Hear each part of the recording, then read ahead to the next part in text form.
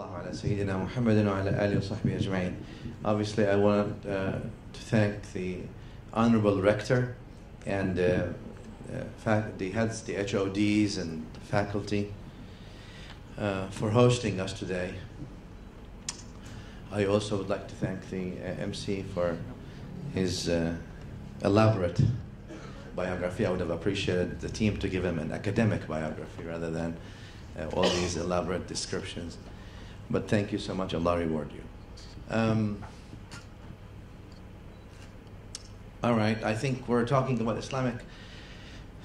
First of all, let's go back to the Quran. Obviously, the very first very first ayah that we believe was revealed to the Prophet sallallahu alaihi wasallam was obviously Bismillahir Rahmanir Rahim, Iqra. That sort of puts the seed for the whole view of Islam as a way of life. Iqra means to what? Read, meaning acquire knowledge of. And obviously from that point on, Islam took knowledge as a foundational cornerstone to develop society entirely.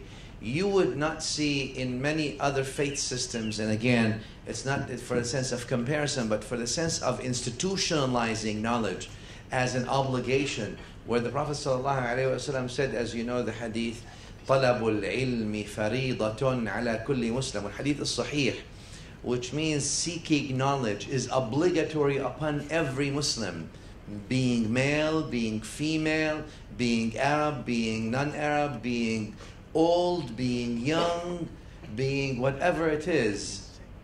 When the Prophet ﷺ puts this as طَلَبُ الْعِلْمِ فَرِيضَةٌ, seeking knowledge is a matter of obligation. Obviously that sets again the whole tone to things within our faith. Therefore, you see that from the very first thing, and the Prophet ﷺ, the very first revolution that he did was really a revolution of ilm, academic revolution. It was teaching people.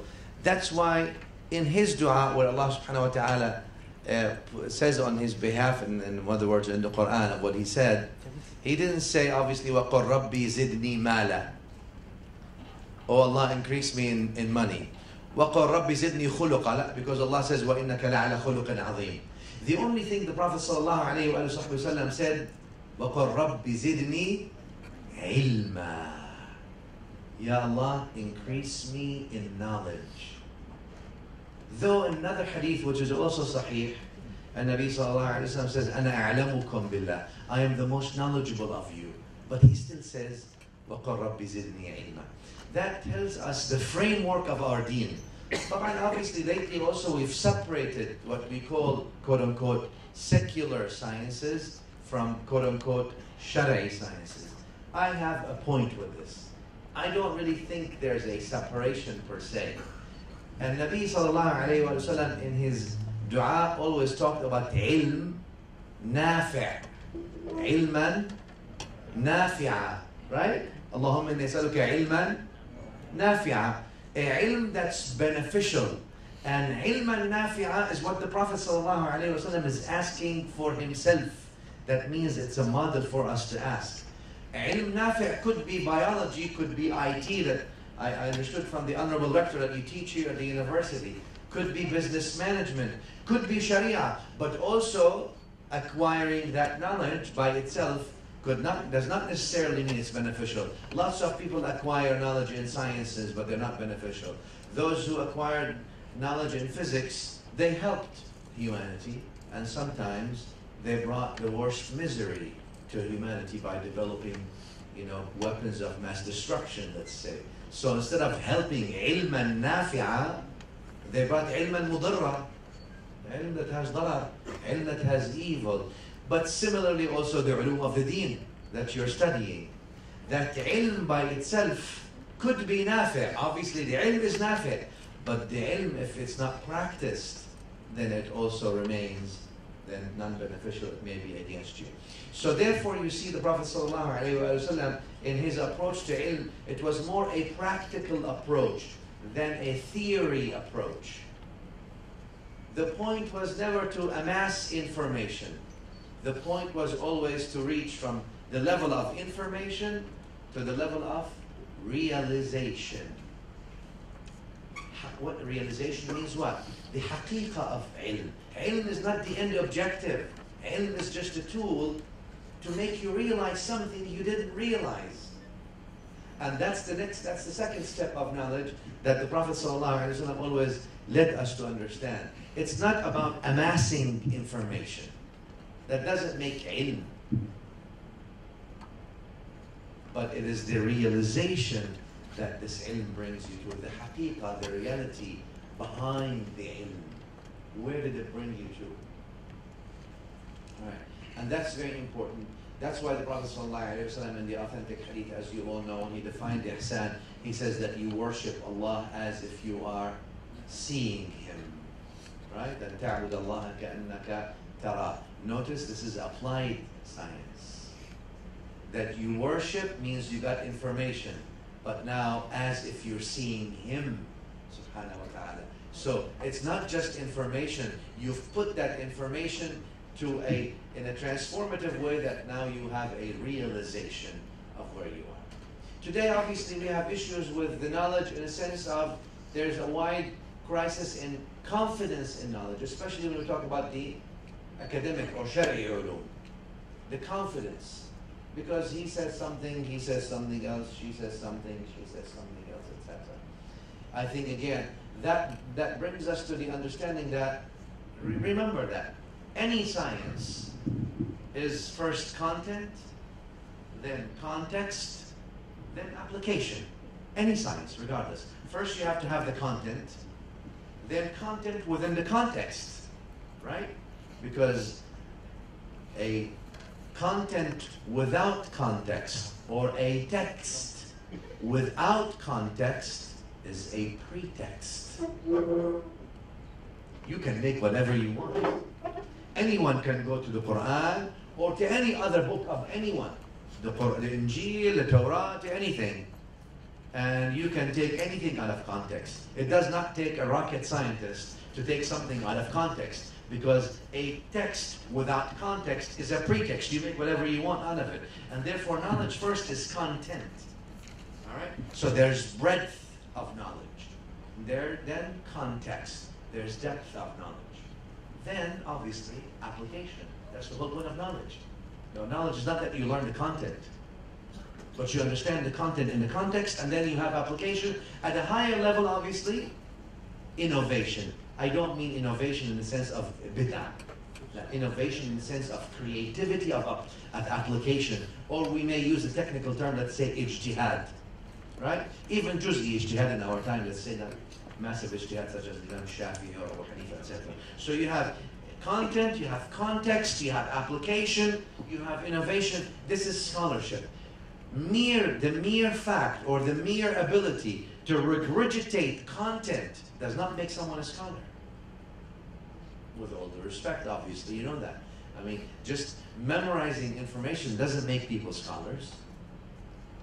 It's the understanding of the context and maybe the application and maybe the innovation, broadening the width and the depth, the breadth and the depth, obviously. Shedding light on things. That's what makes scholars scholars. And that sometimes we don't understand, especially in the Islamic sciences in a sense. We're falling short in content. The content is not complete. So that's why you see today we learn one thing and we think that's it. And then we go and beat the drums on it.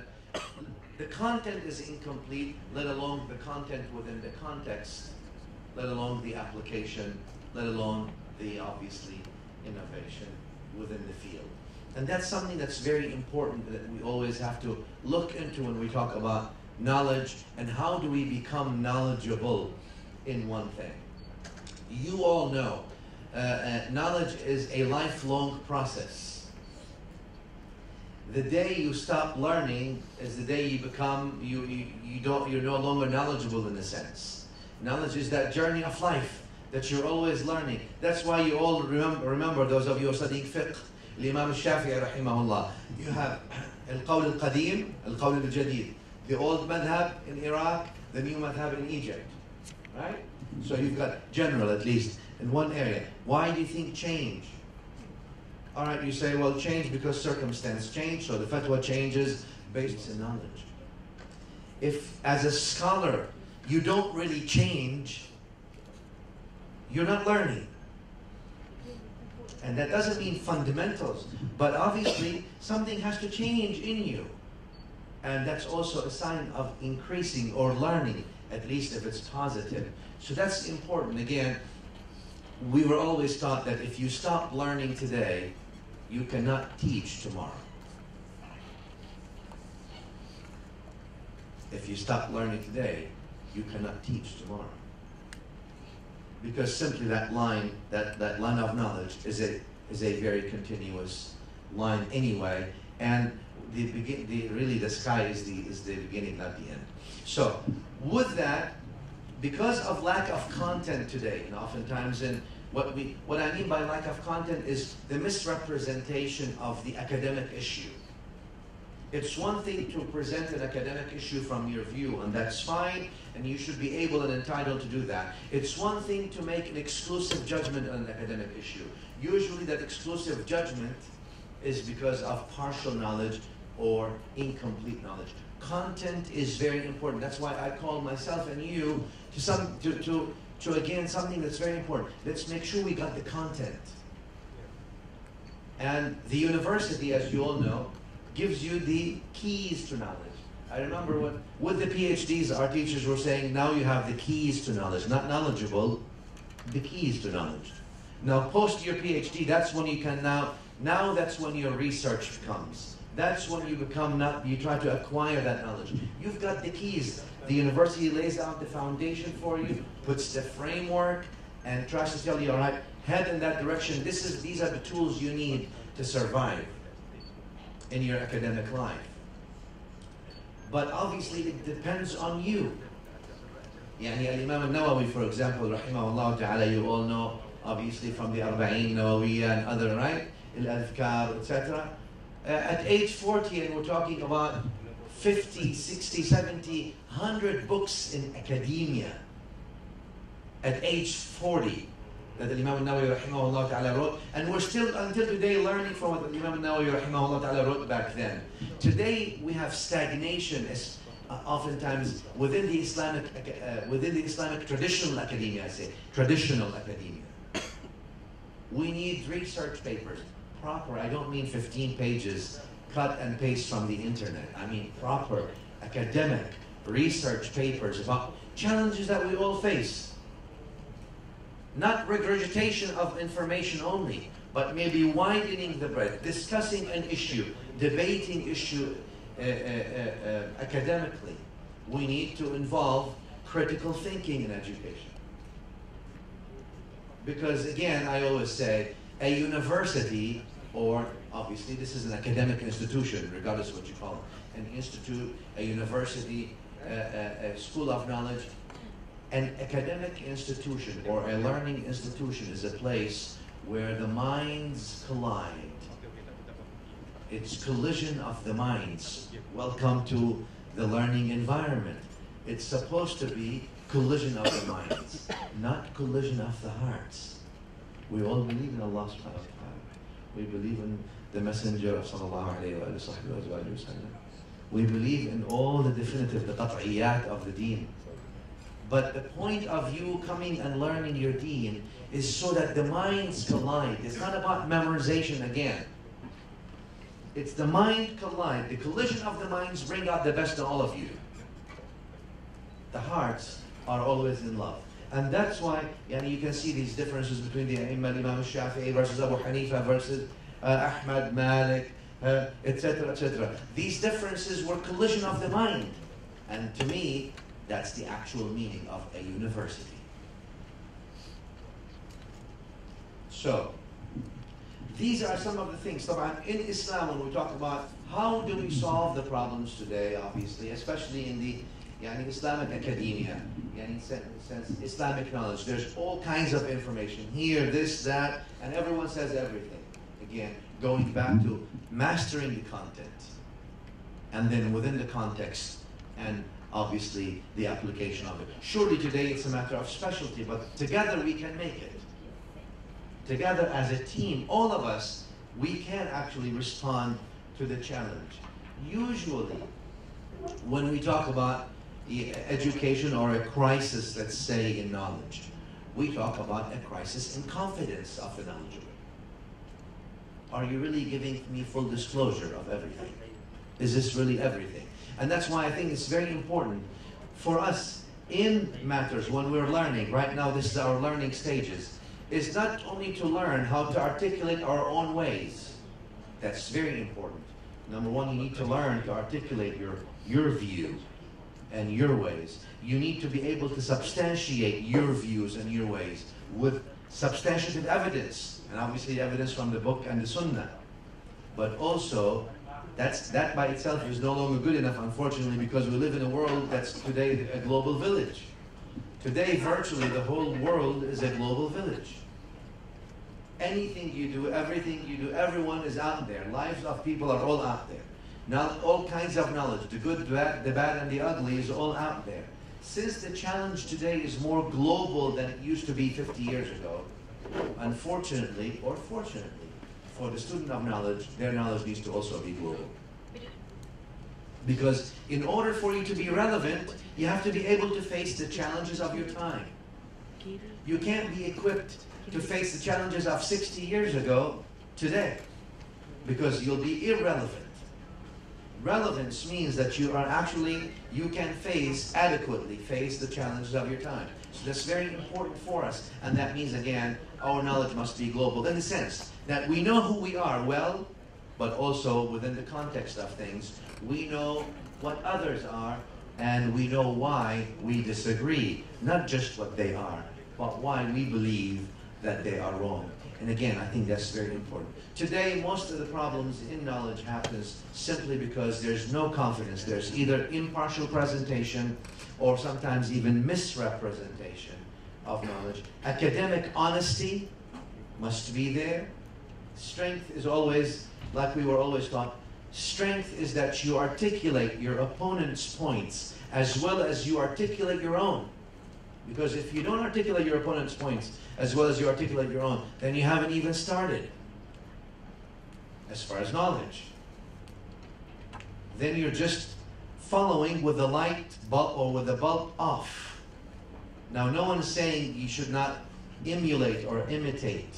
That's how we learn knowledge. I learn knowledge by imitating the knowledgeable, learning from them, but not with the bulb off, with the bulb on, not with the light off, with the light on, obviously. And that's very important. So emulation is that's the gradual approach to knowledge that you need. But the light on is so you can understand the context of it. You're not merely repeating or regurgitating info that you just learned and you didn't even process on an intellectual basis.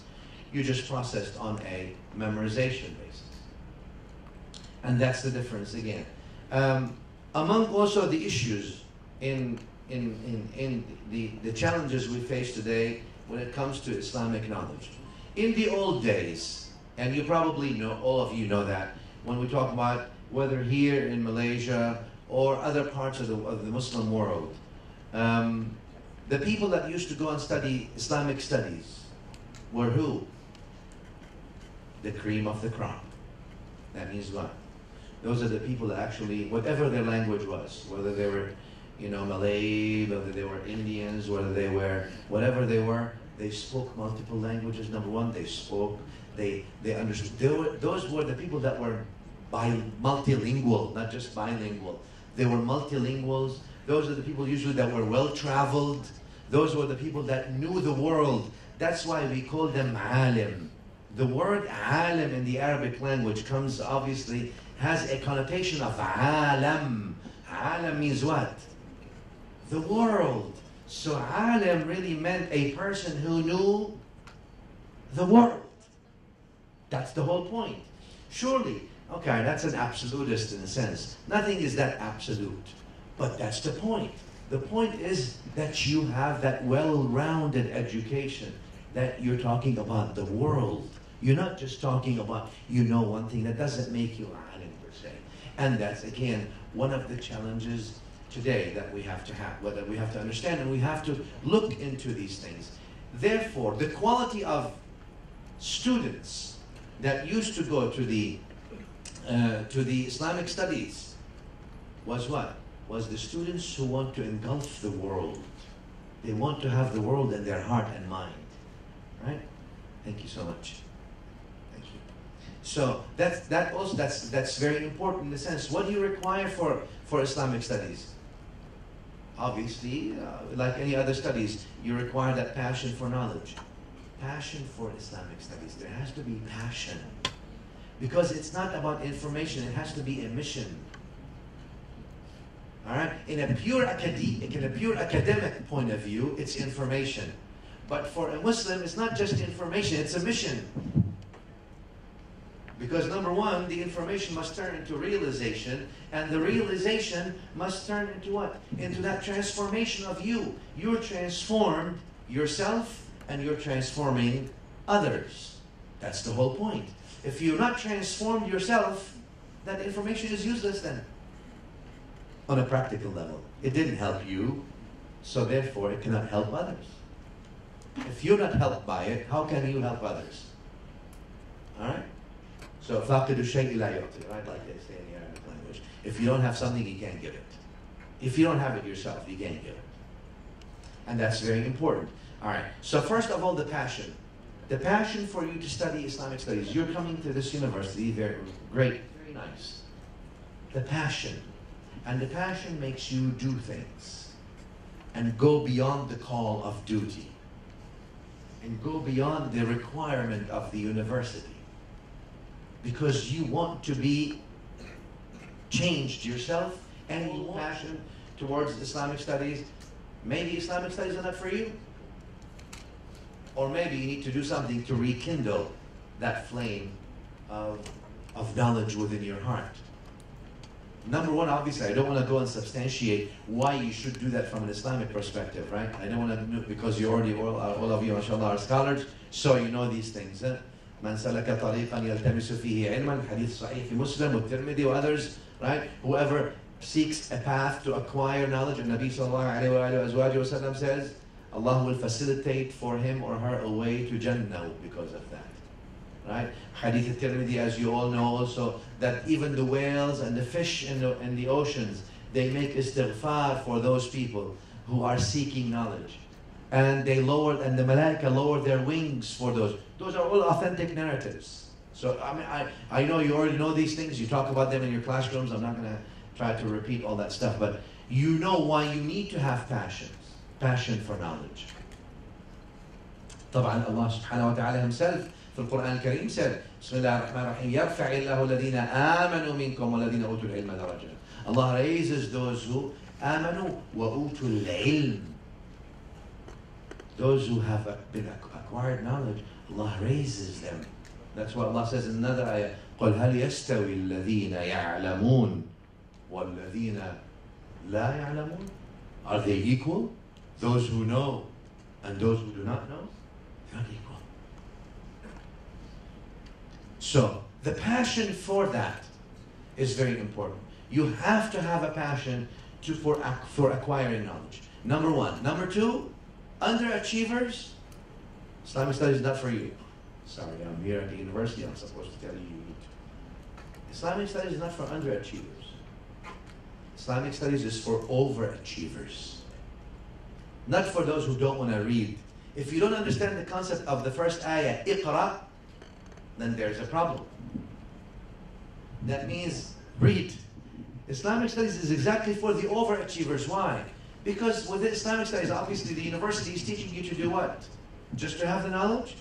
It's teaching you to equip you, to arm you with the qualifications you need outside of the walls of the university to be an effective member in calling, again, transforming yourself and transforming others, and positively contribute to your community, and positively contribute to your society, and positively contribute to your nation, and positively contribute to the world. If you are an underachiever, that's not going to happen. That's not going to happen. Ilm and laziness do not mix. It doesn't work. There's no such thing.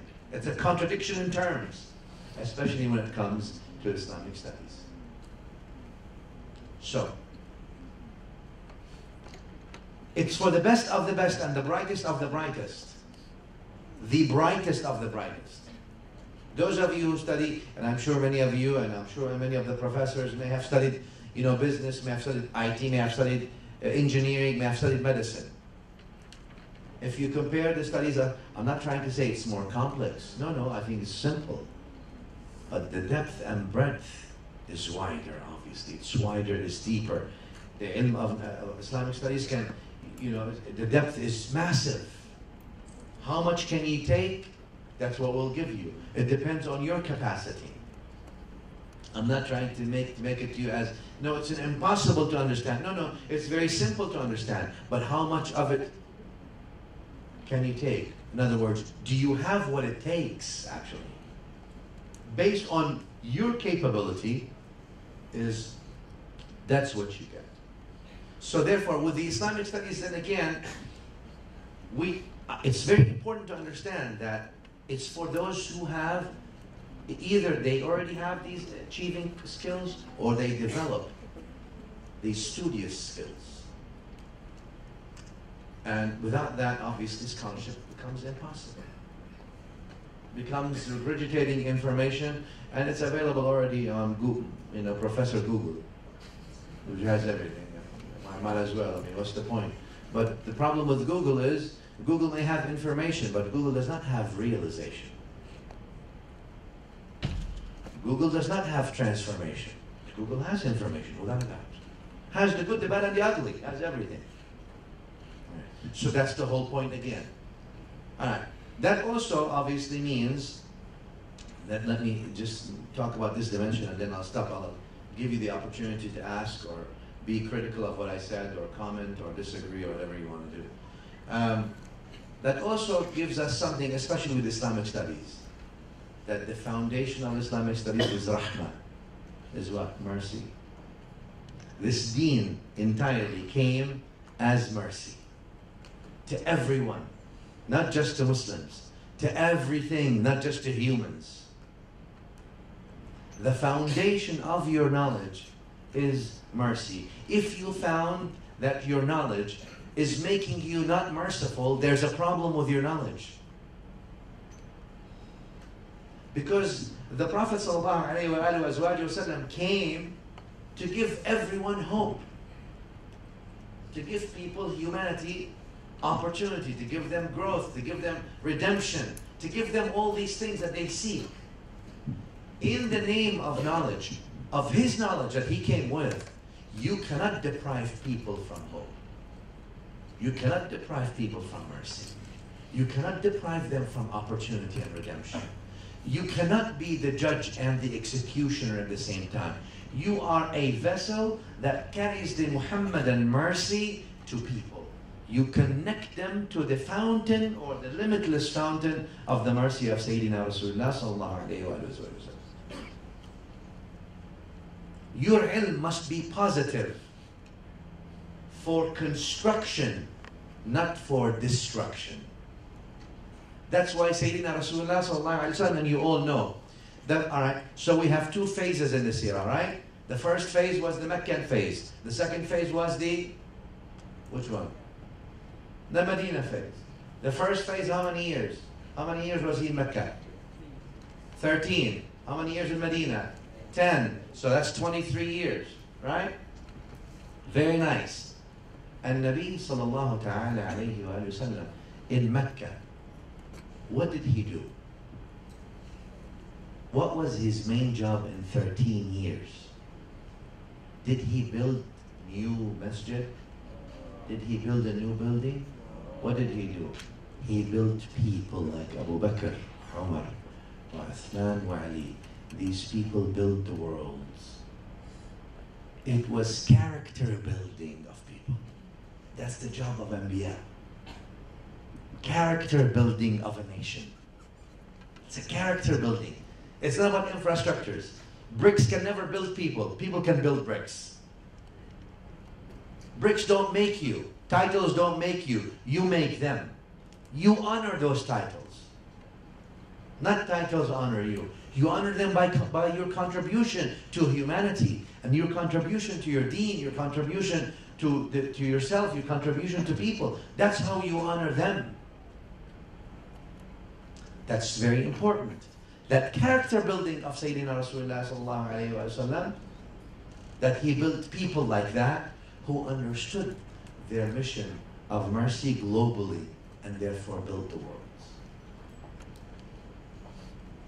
That's key in our understanding again. That's why I say, any ilm, regardless whether you are in usul or sharia, let's say in general, yani, let's say you are in, aqa'id, mantiq, falsafa, or usul fiqh also, or whether you are in the fiqh itself and muqaran, ikhtilaf, etc., all these things, if it's not, the foundation is not mercy, if it does not come from the heart, your ilm has no nur on it. It has, that means what? It's void from the component of illumination, information, and add it to the library of Maulana Google. For whatever it's worth. I'm just saying. قدس الله سره العزيز. It's very important for us to understand these things so we understand how to handle the sacred knowledge or the Islamic studies. The other thing, obviously, that I want to say, and let me finish with that because I've talked too much, is honesty. Academic honesty. Academic honesty is very important. It means you state what you know and you don't make a judgment on that you don't know. This is what I know. And that also means, for us in the Islamic field, that you always stand corrected based on the book and the authentic sunnah. Because we're not infallible people. We can all make mistakes. No one is infallible but the Anbiya alayhim salam. Since that's the case, you have to actually base your pride not on the opinion that you generated in your book, if you have written a book or are writing books. Not in the opinion that your conclusion that you actually came in your publication. Though you may have spent 10 years trying to come to that conclusion. That's great, and I applaud you for that. And we need many, many, many more of that. I want to see academic publications about issues that have not been discussed or have been discussed, but you push the limits on things. That's what scholarship is about. All right, very nice. So you, after 15 years, you came to this conclusion. Great. Your pride should not be on that effort that you based. That's a great effort, and Allah inshallah will reward you, even if you're wrong. Your pride must be based on where your loyalty is to the book and the sunnah. So you stand corrected. That's part of you being honest academically with yourself. Because Allah says, وَفَوْقَ كُلِّ ذِي عِلْمٍ عَلِيمٍ. Above every knowledgeable, there's someone who's more knowledgeable. And your knowledge comes back, the fountain is back in the book and the authentic sunnah. That's very important. The last thing I want to say again after this is that al-ilm rahimun bayna ahli. Ilm is like rahim, right? You know what silatul rahim is, right? So it's a relationship, it's a family. And ilm ought to make you like that as well. Ilm is rahim between you, between each other.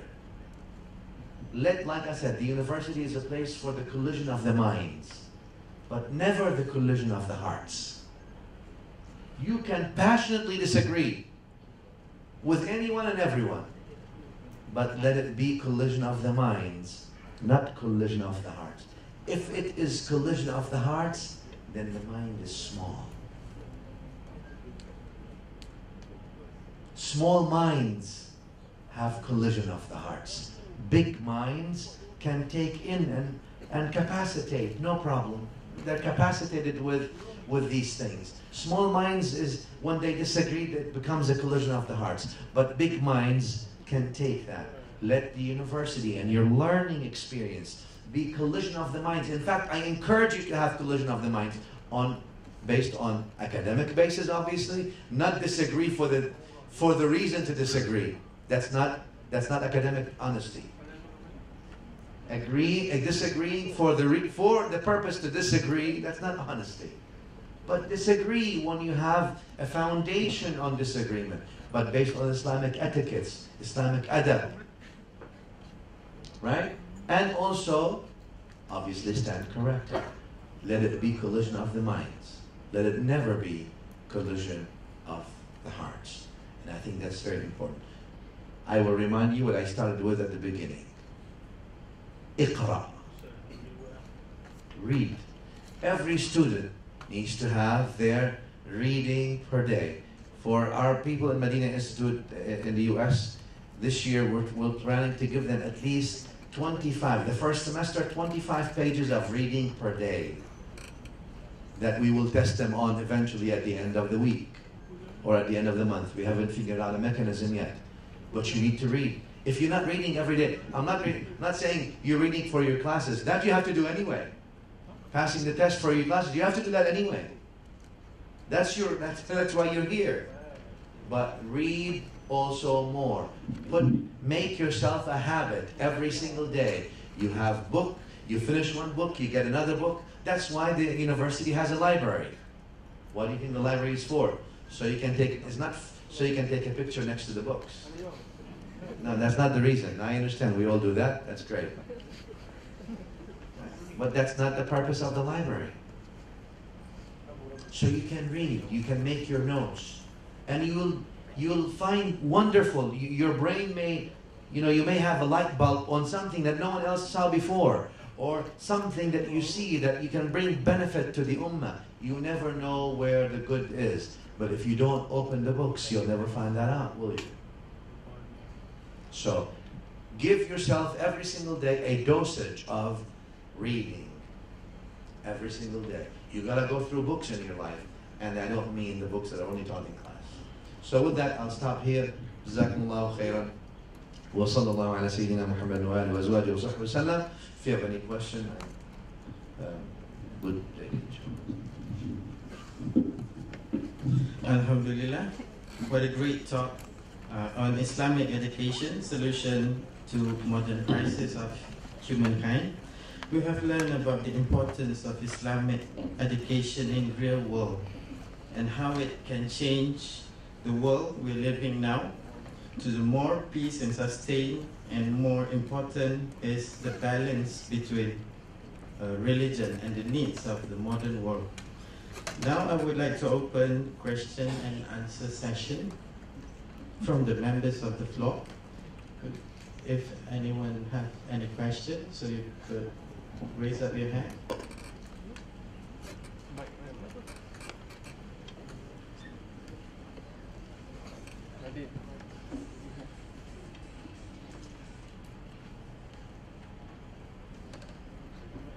Also in Arabic. You may speak in Arabic and English. Assalamualaikum warahmatullahi wabarakatuh. My name is Muhammad Izan Azan from Islamic Studies Semester 3. I want asking sir about LGBT in Islam. How to be solution this problem? LGBT, lesbian, gay, LGBT issues. How to solve the issues in Islam modern world? Bismillah, alhamdulillah, sallallahu ala sayyidina Muhammad wa alihi. Islam is no different in this aspect from the other Abrahamic faith systems. And the Abrahamic faith systems, such as Judaism and Christianity, have spoken about these things in their books, which is available in their books today. In fact, so Islam, in fact, we don't have incriminating justice punishment penalties, like for example the New Testament has in King James Version, stoning to death. We don't have that in Islam. So Islam views it like the rest of the Abrahamic faith system as obviously a sin, and dealing with that obviously can be dealt with from many different aspects.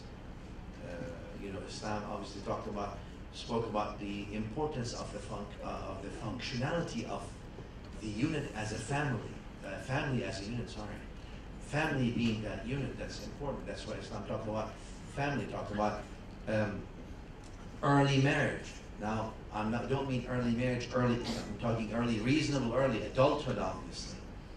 But I mean, sometimes, again, today, when you talk about marriage, especially with young people, they say, let me get my PhD first, then I'll get married.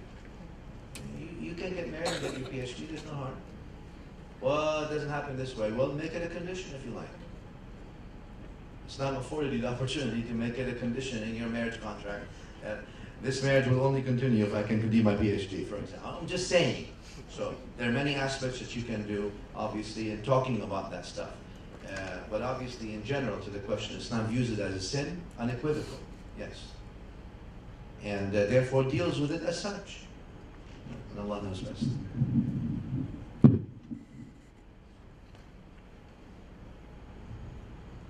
Any more questions?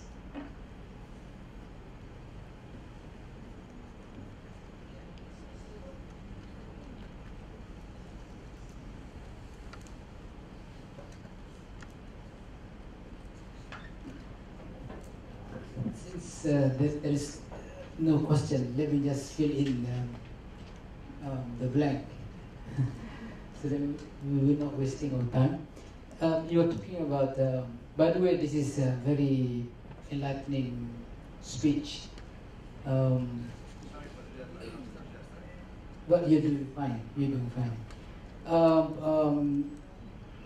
Very interesting categorization of knowledge, content, context, and realizations. We are in university. How to put this into curriculums? Because most of the time we stop at content, and content.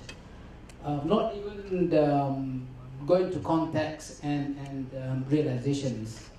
What more talking about make it relevant to different experience in different parts of the world.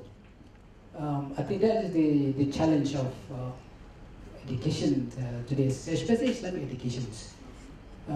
It's good to talk about context, but context will take you into history. What was the context of knowledge, of revelation, or whatever? But then it will be beneficial to mankind if we go further to how to make it relevant, how to make it relevant to the modern context. Your context of USA, our context in Malaysia, they are all different. And how do you make this relevant? Question number 2 is the challenge of today also. Education marketables, so that we will have to follow the needs of the markets. Is this contradicting or are they complementing? Thank you very much. Okay, so that's a big, tough question, huh? So let me start with the second one. Yeah, that's a dilemma, I guess, that academic institutions face. Because we're in market-driven economy and market-driven world, are we vocationally training or we're educating? Right? Vocational training does not necessarily mean education. There are many people who are vocationally trained to be doctors or engineers or lawyers, but they're uneducated people. And by that, obviously, I would say there are many people who did not attend universities 100 years ago, but they were educated. So, now I'm not saying, obviously, I'm not denying the input of an institution to give some kind of education, but we have to be careful, obviously. Is this a vocational training or is it a more really well-rounded education? Obviously, a perfect education would take a lifetime, but more well-rounded. I think we are very driven by the needs of the market, so we're trying to process people qualified, vocationally trained, qualified to fill that need. Now, a job of a dynamic university, let's say, so we bridge a hybrid version between both, is to try to incorporate some of that, some of the education also, not just the vocational training. And I think that's what universities try to do in general. That's why even in medicine, they require, let's say, liberal arts and et cetera, et cetera. Maybe in an Islamic university, I think we need to have and I'm sure you do in one way or another, a curriculum, even for those who want to study engineering or they want to study business or IT, that they need to go through basic level of understanding what aqidah is, what fiqh is, what ihsan or tazkiyah is, these things, so they understand, at least, especially coming from an Islamic university. I think that's key. But because we are becoming more a world that really responds to specialty, we're definitely going in that direction. It's becoming more vocational training than anything else. And people have to take education further and further higher. Now, for the first question, how do we make it relevant to context? I believe, first of all, that Islamic studies needs to have not just a theory portion, but needs to have a practical portion. In other words, labs. That's why we have hadith labs, for example. So you have laboratory. You got to put you got to put what you know into the experiments there and try to see what you can make out of it. So number one, that's not the context. That's just to get the content good, to have a good execution over the content. And then, surely, like you mentioned very eloquently, that the context is different in different circumstances. That tells us that we may need to increase the content to respond to our local context. What will be the challenges of a da'iyah or da'i, let's say in Malaysia today? And when you come out with Islamic degree, let's say in Sharia or Usul al-Din, what are your challenges out there? The academic institution needs to see, all right, if I'm going to face, let's say there could be minority issues, challenges of different faith, how do we interact with other people of other faith systems, of other cultural values, etc., etc. If these things are matters in the context, then we may need to add that to the content and then try to study that. Again, it's very important to know the other before you can actually talk and build bridges with the other, because you can't do that when you're ignorant of what others' central values and central points are. So again, that actually responds sort of in a sense to the context question. Allah knows best.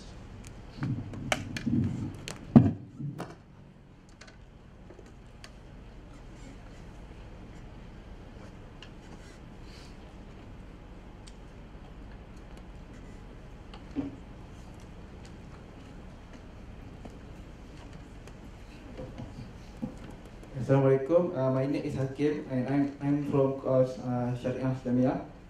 I have two questions. First, just now you have mentioned about if our heart have collision, our mind is small, right? So nowadays this our issue, a big issue nowadays, also in our college, in our society, in our world, have a collision of heart, have fighting about each other. About scholar, about mazhab, about akidah furuk, Asy'ariyah, Salafiyah, whatsoever, and it's a big issue nowadays. And how to solve this problem, this collision of our heart? This is my first question. Second, how to increase our people interest to knowledge and read? Our people nowadays lack of interest to read. So this two questions. Thank you. Obviously, to the second question, let me try to answer this was because I remember it better. You need to have mechanisms, and you need to be innovative. I mean, innovative not as a bid'ah, right? Innovative. And I'm just careful to say that so you don't say I'm right. You need to be innovative in things like that. Whether to hold, study circles about a book. Let's say tomorrow. We're all going to read, over the next month, we'll read Risala by Imam Shafi'i, for example, right? Even if it's not muqarrar, it's not part of the university. Let's just read it. It's a nice usuli book. Imam Shafi'i is the founder of al-usul. So let's read the Risala and let's discuss it within students, even if it's not part of your university. We need to do that on personal, social basis. And I'm not saying, you go to the coffee shop, you drink some coffee or you drink some tea if you like. You don't like coffee. And you talk about the Risala, it's okay. What I'm saying is we need to sort of develop techniques as young people of reading and discussing within ourselves. And then you know what? The beauty is that you're still at the university. You can always go to your teachers and say, hey, doctor, sheikh, professor, ustad, what does this mean? I was reading Imam Shafi'i's thing and this thing came to my mind, I don't understand it. You have access to knowledge. So That's the point. You need to have questions. If people don't have questions after they take any subject, it means they don't really know the subject. You really have to have questions. And no question is stupid. The only stupid question is the one that you don't ask. Absolutely, because you see maybe something did not make sense to you and it's small, but you may know big things. It makes no difference. You all have been there. You've been looking for your keys for half an hour to the car, and then all of a sudden you find them in the other hand. I mean, so we're human beings. All right. So get used to that. Whatever you need to do, be innovative.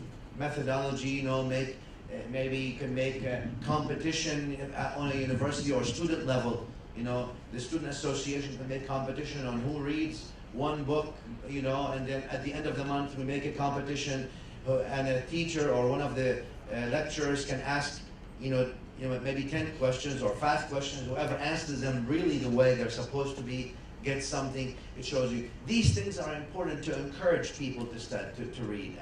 And not only, you can't depend on the university to institutionalize these programs. I mean, I'm not saying universities should, but you also institutionalize them on a personal basis. That's important. To the first question, look, usually there is a rule in ilm. It's general. It's not absolute. Nothing is absolute. It's general. Those who know more object less, and those who know less object more. Now, I'm not saying don't disagree. I encourage disagreement. So therefore, I'll make a difference between 2 words in the Arabic language: ikhtilaf and iftiraq. Ikhtilaf means difference. Iftiraq means splitting. Al-iftiraq is from the nata'ij, or from the results of ikhtilaf, not min lawazimihi. It's not among the necessary things of ikhtilaf. You don't have to split if you disagree. In other words, what I'm trying to say is, unity does not mean conformity. Unity does not mean conformity. It's okay to look at one thing and see it 2 different ways. That's one thing. Let me also say another, to be fair. So you asked me, and obviously I am. Nobody in any field has no bias. Nobody. I mean, we're human beings. We're human beings. It means we develop our ideas and we're biased to them. That's normal. So, coming from, let's say, and I have, to me, Imam al-Ghazali, rahimahullah, Imam al-Ghazali is a good, obviously the Prophet ﷺ is our role model, all right? So let's not, I'm not talking about that. In a scholarship, as a scholarship module, I feel that Imam al-Ghazali, rahimahullah ta'ala, Abu Hamid, represents moderation in many ways. And Islamic scholarship looked at that. Moderation is important. Rigidness in scholarship is not important. It is not recommended, especially when that becomes intellectual terrorism. What I mean by that is, what I mean by intellectual terrorism is if you come to an opinion and you want to demonize everyone who doesn't believe like you, and you want to confiscate their mind and their intellectual capacity, and that becomes intellectual terrorism. So, obviously you're asking me, and I have a biased opinion. Imam al-Ghazali, I believe, has a model of moderation to be looked at very critically and understand and try to emulate and follow. Because he did not just take the ilm as information, but that's the purpose he went and wrote Ihya, spiritual. You see, they became just information, no transformation. There's a problem. Because with the information you're going to fight. Because you're fighting about the dunya. It's accumulating information. With transformation, to be good with Allah, to be good with the people, there's no fight. I mean, you can be good. Who's going to fight with you about being good to people? Please be good to people. Who's going to fight with you about being good with Allah subhanahu wa ta'ala as good worshipper? Do Qiyamul Layl, do Tahajjud, do the Quran every day, read two juz of the Quran, try to give da'wah bil hikmah wal maw'id al hasana with these two conditions. You want to give da'wah with hikmah wal maw'id. No one's going to argue with this. But when you take some set of information and you want to argue with people, usually the fight is about the dunya, not about the akhirah. It's about territories, territorial, about name, about fame, about control, about these things. It's not really about the akhirah. The akhirah doesn't really get the hearts fighting. The akhirah gets the heart unifying, uniting, not fighting. But the dunya, obviously, separates the hearts of people. The akhirah never separates the heart of people. The akhirah may have the minds collide, but never the hearts. So, therefore, again, I say, from a scholarly perspective, not myself, but let's say from university perspective and other things, and I don't speak on their behalf, obviously, but there are challenges that are put by different groups, let's say the mother that I view as good. Again, not saying it's the role model. The role model is Rasulullah sallallahu alayhi wa sallam. لَقَدْ كَانَ لَكُمْ فِي رَسُولِ اللَّهِ أُسْوَةٌ حَسَنَةٌ. But I believe, again, the moderation of Imam al-Ghazali is something to look at and you know, and consider very, very seriously. The challenges need to be addressed. There are challenges. They need to be addressed. Addressed adequately, academically, and completely, comprehensively. Instead of sweeping them under the carpet, or instead of not addressing them. I think that's one way. And again, like I said, I mean, if knowledge becomes, you know, a point of terrorizing the other, it's a problem. That's not knowledge. And that's why we need some tazkiyah. Not some. We need a lot. That's why I said the Prophet ﷺ started with character building. You see? There was no salah yet, mandated yet. Zakah was not mandated yet in Mecca. Salah was mandated after Isra and Mi'raj. So before that, there was no salah mandated, made fard yet. Zakah was not there yet. Hajj was not there yet. Many of that information that we're dealing with today was not there yet. What was there? Character building. And notice how the prioritization. Sayyidina Ibrahim alayhi salam wa Ismail, when Allah says, وَإِذْ يَرْفَعُ بسم الله الرحمن الرحيم وَإِذْ يَرْفَعُ إِبْرَاهِيمُ الْقَوَاعِدَ مِنَ الْبَيْتِ وَإِسْمَاعِيلُ. Right? You know the ayahs? Until they said, رَبَّنَا وَبَعَثْ فِيهِمْ رَسُولًا مِنْهُمْ يَتْلُو عَلَيْهِمْ آيَاتِكَ وَيُعَلِّمُهُمُ الْكِتَابَ. So يَتْلُو عَلَيْهِمْ آيَاتِكَ يُعَلِّمُهُمُ الْكِتَابَ وَالْحِكْمَةَ وَيُزَكِّيهِمْ. Allah answered, but the sequence is different. هو الذي بعث في الأميين رسولا منهم يتلو عليهم آياته ويزكيهم then ويعلمهم الكتاب then الحكمة. Notice the priority that Allah subhanahu wa ta'ala put. What I'm trying to tell you, Ustad Hakim, is simple. Being preoccupied in cleansing the place where knowledge will reside within you is much more important than being preoccupied in amassing knowledge itself. Let me repeat it. Being preoccupied in cleaning the place where knowledge will reside within you is much more important than actually being preoccupied in getting knowledge itself. Because if you get knowledge and you put it in a place that's not clean, it's not going to generate clean. Allah knows. No? Yes. Anything else?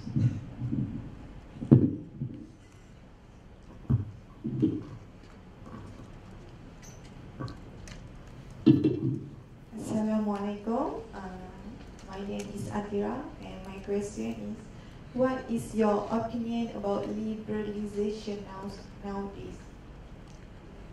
Thank you. This will be the last question. So, I look at things obviously from an Islamic perspective. I mean, if you mean by liberalization to have freedom of expression, I mean, have freedom of expression, but don't have freedom of insult. Freedom of expression doesn't mean freedom to insult, right?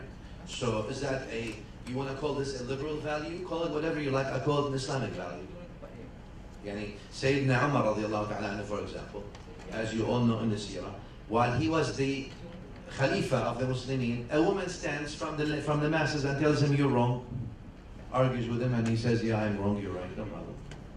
So these values, the freedom of expression, freedom of thought, and all these things, that's guaranteed. Islam tells you you can have that, but it's not freedom to insult.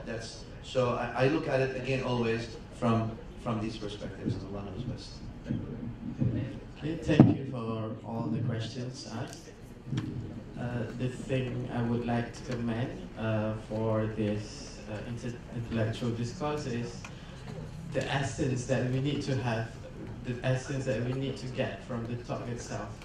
This is university, so it's not only for the students to go to the library and do some research, do some readings and whatsoever, but then you still need to have discussion with the lecturers, because it's not wrong for you to get information from the books, but then you need some elaboration or deeper understanding from the interpretation from the lecturers itself.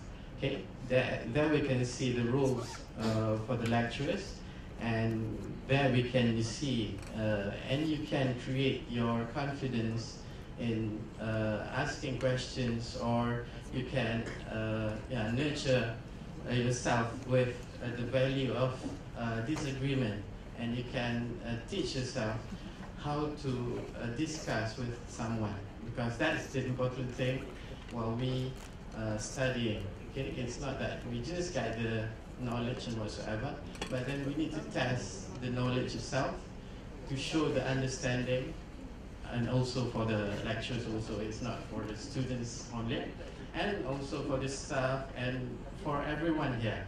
Okay, we can have so many values, good values that we can get from the talk itself. Okay, as a token of appreciation, we would like to give a small souvenir to Sheikh Dr. Al-Muhaddith Said Muhammad bin Yahya Al-Nawawi.